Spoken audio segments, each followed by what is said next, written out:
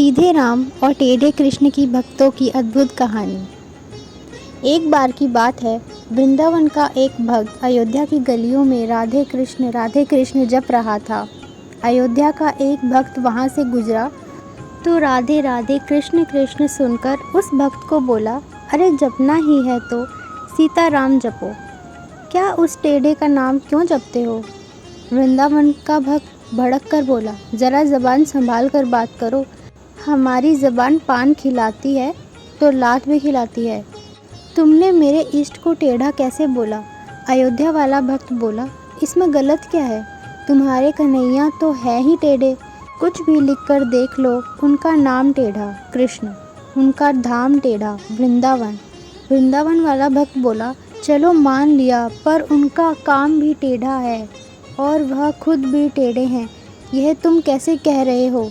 अयोध्या वाला भक्त बोला, अच्छा अब ये भी बताना पड़ेगा, तो सुनो, रास रचाना, माखन चुराना, ये कौन से सीधे लोगों के काम है। और बता, आज तक किसी ने उसे सीधे खड़े देखा है क्या कभी। वृंदावन के भक्त को बड़ी बेइज्जती महसूस हुई और सीधे जाकर पहुंचा बिहारी जी के मंदिर।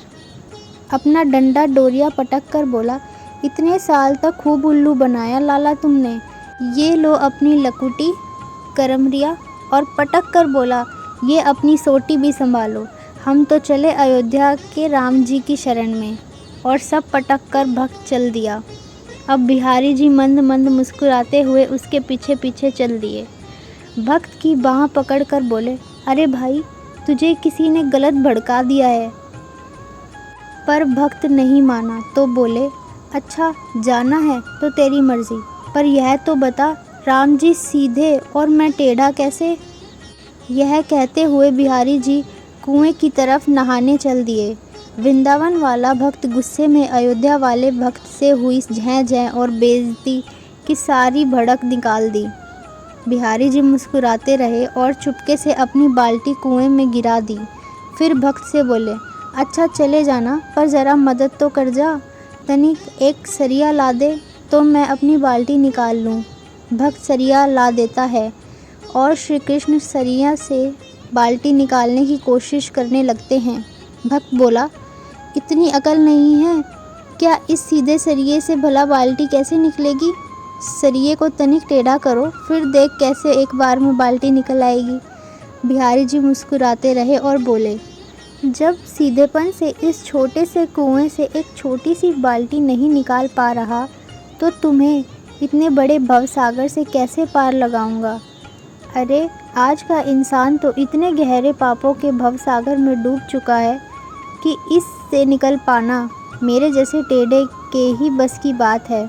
श्री कृष्ण का नाम जपना, हम पहले ही जान चुके हैं कि श्री भगवान का नाम श्री भगवान की तरह ही शाश्वत, सनातन और आनंदमय है। इस दृष्टि से उनके सभी नाम समान हैं। फिर भी यदि हम पवित्र नाम की महिमा का विश्लेषण करें तो हम श्री कृष्ण नाम की महिमा को समझ सकते हैं। चूँकि पवित्र नाम श्री भगवान के भिन्न नहीं है, इसलिए नामों की महिमा दिव्य अभिव्यक्तियों की महानता के अनुपात में है। इसलिए चूँकि श्री कृष्ण स्वयं भगवान हैं, इसलिए उनका नाम भी विशेष है। स्वाभाविक रूप से श्री विष्णु का नाम जपना देवताओं के नाम लेने से भी अधिक महिमावान है, जबकि भगवान श्री रामचंद्र का एक नाम श्री विष्णु के 1000 नामों के बराबर है।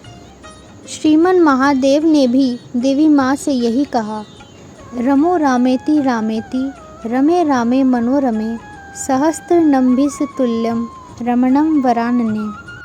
श्री रामचंद्र मत्स्य कुर्मी तथा अन्य अवतारों से श्रेष्ठ हैं, यह हमें शास्त्रों से ज्ञात होता है।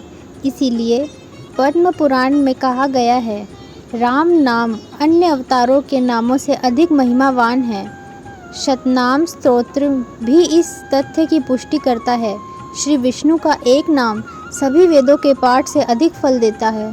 फिर भी श्री विष्णु के 1000 नाम भगवान राम के एक नाम के बराबर हैं। ब्रह्मांड पुराण में कहा गया है, श्री कृष्ण का एक नाम लेने से हमें वही फल मिलता है जो भगवान विष्णु के 1000 नामों का 3 बार जाप करने से मिलता है। इससे पता चलता है कि यदि हम श्री कृष्ण का नाम एक बार जपें तो यह भगवान राम का नाम 3 बार जपने के बराबर है। श्री चैतन्य चरितामृत में कहा गया है, श्री रामचंद्र का नाम मोक्ष प्रदान करने वाला है, इसीलिए यह तारक मुक्ति देने वाला है, तथा श्री कृष्ण का नाम प्रेम प्रदान करने वाला है, इसीलिए यह परक प्रेम देने वाला है। इस प्रकार शास्त्रों और गुरुओं से हमें पता चलता है कि श्री कृष्ण का नाम सभी दिव्य नामों में सबसे महिमावान है। श्री कृष्ण ने स्वयं कहा है, नमनम मुख्यतमम नाम कृष्णाख्यम में परम तप। अर्थ, प्रिय अर्जुन, कृष्ण मेरे सभी नामों में सबसे बड़ा है। तो ये थी हमारी आज की कथा। आपको कैसी लगी हमें कमेंट करके ज़रूर बताएं और हमारे चैनल को लाइक, शेयर, सब्सक्राइब करना ना भूलें। राधे राधे।